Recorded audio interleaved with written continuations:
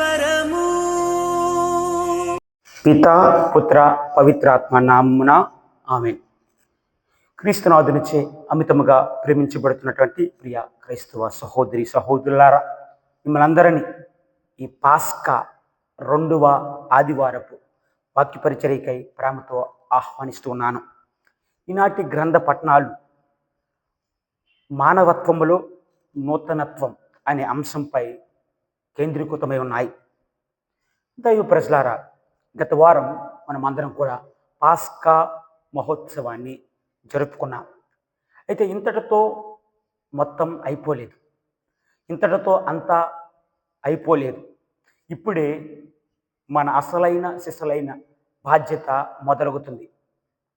ఉత్థానమైనటువంటి క్రీస్తు ప్రభు ప్రభావాన్ని విశదీకరిస్తూ తన శిష్యులలో కలిగిన మార్పు, వారి ద్వారా జరిగిన అనేక అద్భుతాలు, ప్రజల్లో కలిగిన నూతనత్వాన్ని మొదలైనటువంటి విషయాల గురించి ఈనాటి గ్రంథ పఠనాలు బోధిస్తూ, అదే విధముగా ఈ పాస్కా పండుగ జరుపుకుంటున్న మనమందరం కూడా మనలో కూడా ఒక ప్రత్యేకమైనటువంటి బాధ్యత మనము స్వీకరించి అపోస్తలుల వలె మనము కూడా క్రీస్తుతో పాటు ఈ లోకాన్ని మరలా సృష్టించాలని ఈనాటి పట్టణాలు మనకి తెలియజేస్తూ ఉన్నాయి. దైవ ప్రజలారా, ఆదిలో దేవుడు తన శ్వాసను ఊది మానవ సృష్టిని సృష్టించి ఉన్నాడు. ఆది కాండము 2వ అధ్యాయం 7వ వచనంలో చూస్తున్నాం. మొదటి సృష్టి, ఆ ఆది సృష్టిలో మానవుడు తన పాపము ద్వారా కళంకాన్ని ఏర్పరచుకున్నాడు. దేవుడు ప్రసాదించినటువంటి శాంతి సమాధానాలను కోల్పోయాడు, స్వేచ్ఛను కోల్పోయాడు. చివరికి తనకి దేవునికి మధ్య దూరం ఏర్పడింది. చివరికి భయం తెచ్చుకున్నాడు. అదే అంశాన్ని ఆది కాండము 3వ అధ్యాయము పవిత్ర వచనం 8 నుంచి 10 వరకు చూస్తున్నాం. అయితే దేవునికి మానవునికి మధ్య ఉన్న బంధం తెగిపడింది. ఈ తెగిపడిన బంధాన్ని క్రీస్తు ప్రభు తిరిగి పునరుద్ధరణ చేస్తున్నాడు, తిరిగి నిర్మిస్తున్నాడు. క్రీస్తు ప్రభువు ఈనాటి సువిశేష పట్టణం ద్వారా మరలా మానవునిపై తన శ్వాసను ఊది తెగిపడినటువంటి బంధాన్ని మళ్ళీ నిర్మిస్తూ ఉన్నాడు. నూతన మానవులుగా రూపొందిస్తున్నాడు. యోహాను శుభవార్త 20వ అధ్యాయం పవిత్ర వచనంలో 19 నుంచి మనం చూస్తూ ఉన్నాం.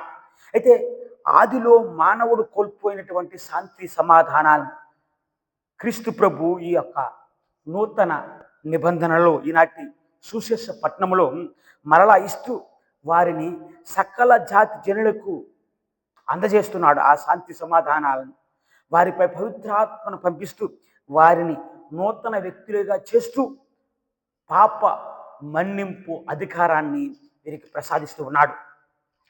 ప్రీతమా క్రైస్తవ సహోదరి సహోదరులారా, సైతాను పాపము ద్వారా, రోగాల ద్వారా, అనర్థాల ద్వారా మానవులకు అంటిపెట్టుకొని జీవిస్తుంది. వ్యాధి నిర్మూలన జరిగినప్పుడల్లా కొంత పారద్రోలడం జరుగుతుంది. అదే అంశాన్ని ఈనాటి మొదటి పట్టణంలో మనం చూస్తున్నాం. ఇక్కడ ఉత్థానమైనటువంటి క్రీస్తు శక్తిని పొందిన శిష్యులు సైతానును వెళ్ళగొడుతున్నారు. అపోస్తుల మధ్య ఉన్న సజీవుడైనటువంటి క్రీస్తు ప్రభు మన మధ్యలో కూడా ఉన్నాడు. మనము కూడా మనలో ఉన్నటువంటి అనేక సైతాను శక్తులను మన మంచి పనుల ద్వారా వెళ్ళగొట్టచ్చు, పారద్రోలవచ్చు. క్రీస్తు ప్రభువునకు సాక్షులుగా మనమందరం కూడా జీవించవచ్చు. ప్రీతమ క్రైస్తవ సహోదరి సహోదరులారా, ఈనాటి సువిశేష పట్టణంలో చివరిగా చూస్తే శిష్యులలో థోమాస్ గారు లేరు. అయితే థోమాస్ గారు లేకపోవడం వల్ల మళ్ళీ థోమాస్ గారి కోసమై క్రీస్తు ప్రభు 8 రోజుల తర్వాత తిరిగి వస్తూ వారికి శాంతి ప్రసాదిస్తూ థోమాస్ గారిని పిలుస్తుంటున్నాడు. అవిశ్వాసం కాక విశ్వాసమై ఉండమంటున్నాడు. నా చేతులను కాళ్ళు చూడు, నా ప్రక్కలో నీ చేయి ఉంచు, విశ్వాసాన్ని కోల్పోకు, దృఢ విశ్వాసిగా ఉండు అని తెలియజేస్తూ థోమాస్ గారికి క్రీస్తు ప్రభు బదులు పలుకుతున్నారు. థోమాస్ గారు పొందిన అనుభూతి తర్వాత నిజమైనటువంటి సాక్షిగా భారతదేశం అపోస్తలులుగా థోమాస్ గారు నిలిచారు. థామస్ గారి జీవితంలో జరిగినటువంటి సంఘటన ఇండియాకు వచ్చిన తర్వాత, భారతదేశానికి వచ్చిన తర్వాత మలబార్ ప్రాంతంలో దళపతి రాజు ప్రతినిధి ఉండేవాడు. అయితే థామస్ గారు భారతదేశానికి వచ్చిన తర్వాత ఈ ప్రాంతంలో క్రీస్తు ప్రభుని యొక్క సువార్తను బోధిస్తూ ఉండగా ఈ దళపతిని కలిసినప్పుడు థామస్ గారు చెప్తున్న మాటలు, మీరు క్రీస్తును విశ్వసించండి, క్రీస్తును నమ్మండి, ఆయన మరణించిన మూడవ రోజున ఉత్థానమయ్యారు, మీకు రక్షణ కావాలంటే క్రీస్తు ప్రభుని విశ్వసించి జ్ఞానస్నానం తీసుకోండి అని చెప్పినప్పుడు ఈ దళపతి అడుగుతున్న ప్రశ్న ఏంటంటే, క్రీస్తు ఉత్థానమయ్యాడు అని చెప్పడానికి సాక్ష్యం ఏంటి అని అడిగినప్పుడు థామస్ గారు అన్నారంట, నేనే సాక్ష్యం. క్రీస్తు ప్రభు ఉత్థానానికి నువ్వు సాక్షిగా ఉండడానికి సాక్ష్యం ఏంటన్నాను, నిదర్శనం ఏంటి అని అడిగినప్పుడు థామస్ గారు కొద్దిపటి నిమిషాలు మౌనంగా ఉండి సమాధానం చెప్పలేకపోయాడు. చివరికి ఆ ఊరు బయటికి వెళ్ళిపోయాడు. కొన్ని రోజులు ఉన్న తర్వాత ఆ ఊరు బయటన ఈ దళపతి దగ్గర ఉన్నటువంటి కొంతమంది సైనికులు ఒక పెద్ద బాణతో నీటిని తీసుకువెళ్తూ ఒక 9 గొర్రెలను తీసుకువెళ్తున్నారట. చివరికి థామస్ గారు ఈ సంఘటన గ్రహించి అడిగారు, ఏంటి ఇదంతా అని. అడిగినప్పుడు ఆ సైనికులు కొంతమంది, ఇది దళపతి గారికి పాప పరిహార పరిచర్యకు లేదా పనికి వీటిని తీసుకెళ్తున్నాం, వీటిని వధించి ఆయన అర్పిస్తారు దేవునికి అని చెప్పినప్పుడు థామస్ గారు దివ్య దృష్టితో ఈ దళపతి చేసినటువంటి పనిని చూస్తూ తన దగ్గరికి వెళ్ళి, నీకు నిజముగా పాప ప్రక్షాళన జరగాలి నీ జీవితానికంటే, నువ్వు నిజంగా శాంతి సమాధానం పొందాలంటే క్రీస్తుని విశ్వసించు అని చెప్తూ ఈ దళపతి స్థానాన్ని రాజు దగ్గర, రాజు ప్రతినిధిగా ఈ దళపతిగా ఆ స్థానాన్ని పొందటానికి తాను చేసినటువంటి ఆ కార్యాన్ని, అదే తాను 9 మందిని చంపేసి ఆ రాజు ప్రతినిధిగా ఎన్నికయ్యాడు. ఆ సంఘటనని తనకు తెలియజేసిన వెంటనే అప్పుడు ఆ దళపతి మోకరించి, నాకు నిజమైనటువంటి క్రీస్తును నాకు ఇవ్వు, నా కుటుంబానికి, నా వ్యక్తిగత జీవితానికి శాంతి సమాధానం వసగు అని మొరపెట్టినప్పుడు థామస్ గారు 2 చేతులను కూడా చాచి తన శిరస్సు మీద ఉంచి ప్రార్థన చేసినప్పుడు తను స్పృహను కోల్పోయాడు.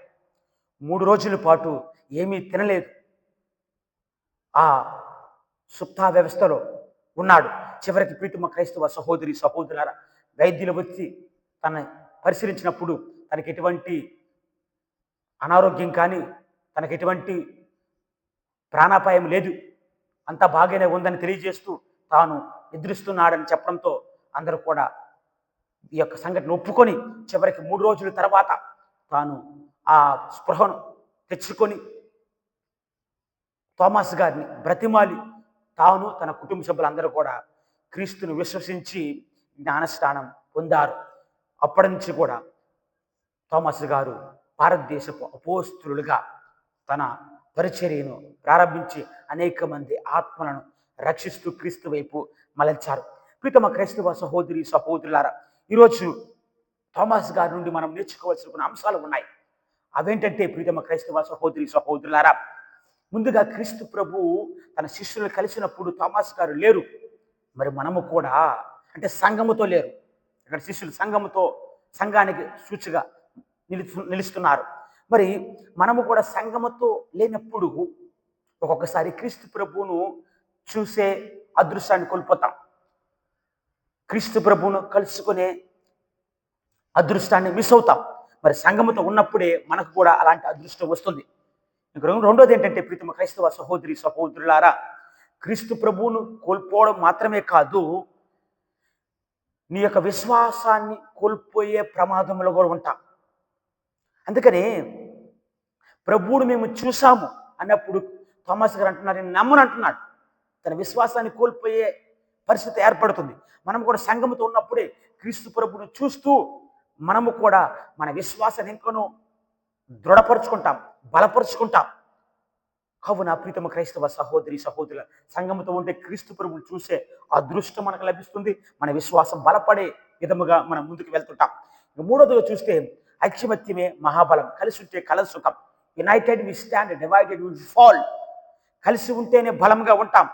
కాబట్టి ప్రీతమ క్రైస్తవ సహోదరి సహోదరులారా, మందుతో కలిసి ఉన్నప్పుడే గొర్రెకు రక్షణ. ఒంటరిగా ఉంటే నీకు భద్రత లేదు, సైతాను సంఖ్యలకు లొంగిపోతుంటావు. ప్రీతమ క్రైస్తవ సహోదరి సహోదరులారా, శిష్యు బృందంలో ఉన్నటువంటి యూదా ఇస్కరియోతును చూడండి. క్రీస్తు ప్రభుతో ఉన్నారు, కానీ చివరికి తన బలము లేదు, సైతానికి లొంగిపోయాడు, సాతానికి లొంగిపోయాడు. చివరికి భోజనపు బల నుండి బయటికి వెళ్ళి తన గురువునకు ద్రోహం చేస్తూ గురువును అప్పగించాడు. మరి ప్రియమైన క్రైస్తవ సహోదరి సహోదరులారా, మీ పరిస్థితి ఏంటి?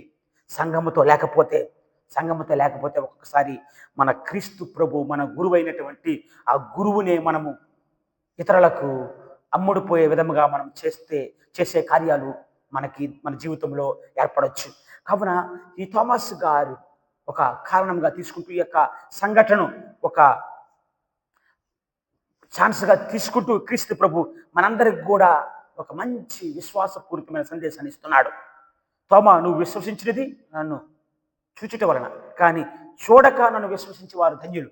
కావున ప్రీతమ క్రైస్తవ సహోదరి సహోదరులారా, క్రీస్తు ప్రభువును మనమందరం కూడా మన అనుదిన జీవితంలో విశ్వసించాలి. మన విశ్వాసాన్ని ప్రకటించాలి.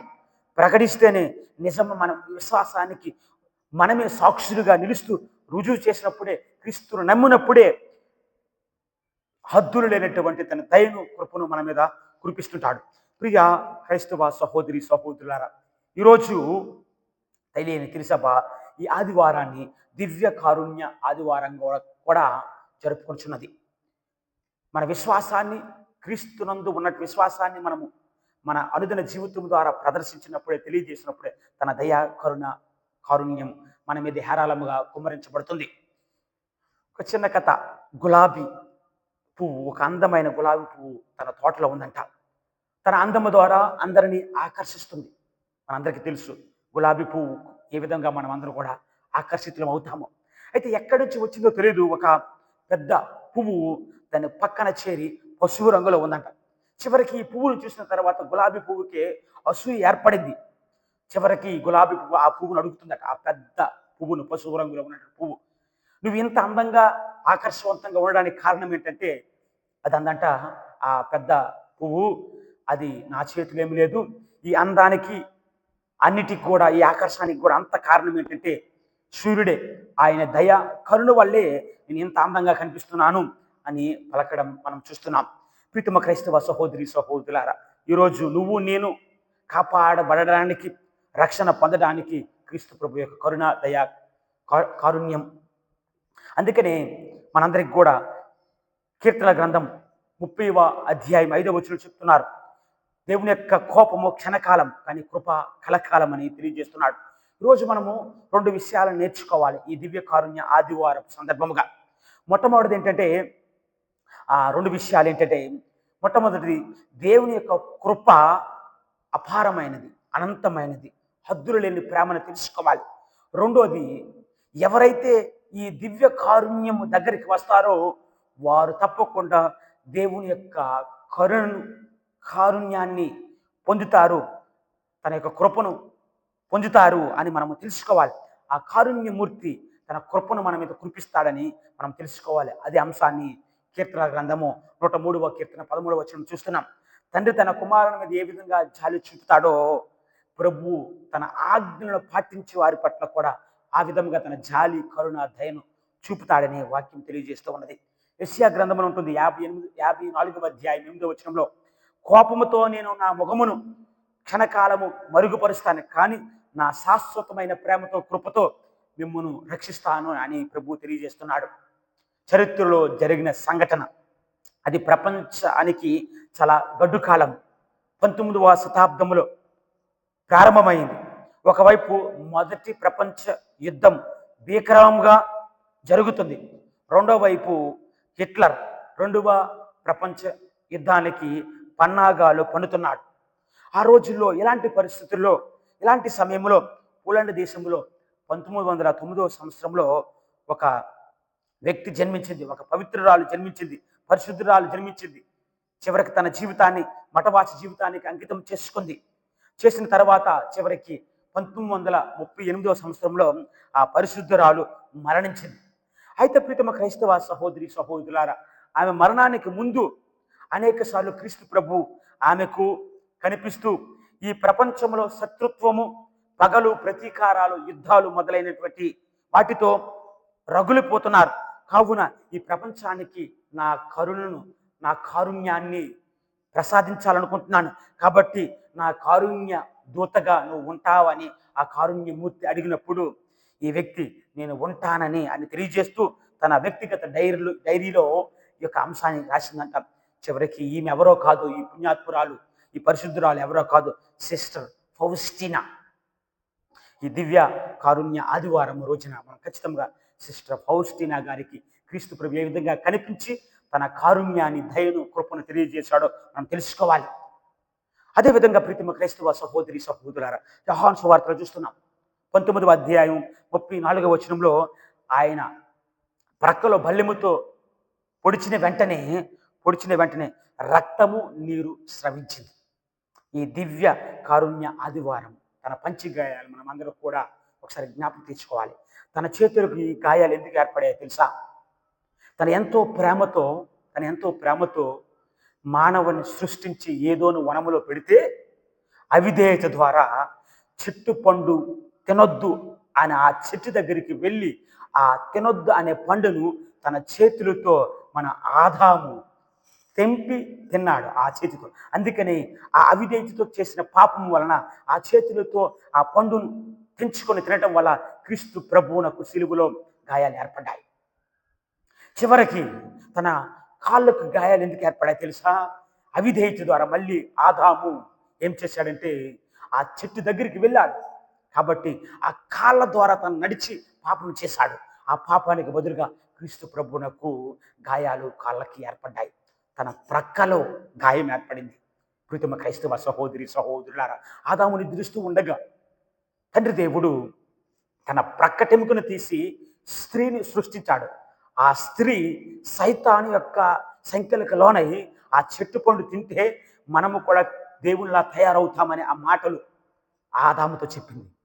అంటే ఈ ప్రక్క టెముక నుండి చేయబడిన స్త్రీ కూడా ఈ పాపము చేయటానికి ఒక కారకంగా మారింది. అందుకనే చివరికి తన ప్రక్క టెముకలో గాయము ఏర్పడుతూ ఆ గాయము ద్వారా ప్రవహించిన నీరు రక్తము ద్వారా మనకు రక్షణ తీసుకొచ్చాడు. ఆ నీరు జ్ఞానస్నానము ద్వారా, జ్ఞానస్నానము సమయంలో మన మీద వేసినటువంటి నీరుకు గుర్తుగా నిలుస్తుంది. మనందరికి రక్షణ తీసుకొచ్చే నీరుగా నిలుస్తుంది.